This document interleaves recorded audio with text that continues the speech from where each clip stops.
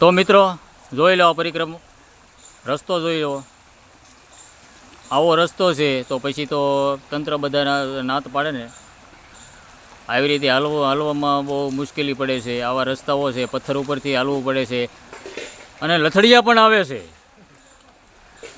તો આ વખતે પરિક્રમ સંતો માટે હતી તો થોડાક અમે અંદર ગયા, છતાં પણ આવી રીતે હાલવાનું થયું તો અંદર તો કેવું હશે, કેવું વાતાવરણ હશે.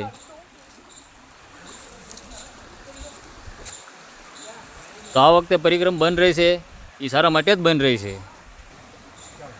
તો મિત્રો જુઓ, આ ઢાળ જુઓ, આ પથ્થર જુઓ, આ રસ્તા કેટલા ખરાબ છે.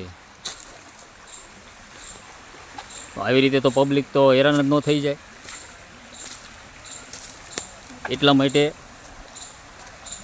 પરિક્રમા થતી કરવામાં આવી છે, કારણ કે રસ્તો બહુ ખરાબ છે. અને અંદર પછી વરસાદ જો ચાલુ થયો હોય તો અંદર પરિસ્થિતિ કેવી ઊભી થઈ જાય. એના કારણે આપણે પરિક્રમા કરી નથી, પણ અમે તો આ તો અડધે સુધી ગયા હતા અંદર, તો આવો રસ્તો હતો. અને અંદર બધું જોઈને હાલવું પડે છે. પથ્થર જ એવા છે, વાગી જાય એવું છે, પડી જાય એવું છે. એટલા માટે આપણે થોડાક અંદર ગયા હતા અને નિરીક્ષણ કર્યું હતું. તો જય દ્વારકાધીશ, જય ગુરુદેવ, જય અલગધણી, જય ગિરનારી.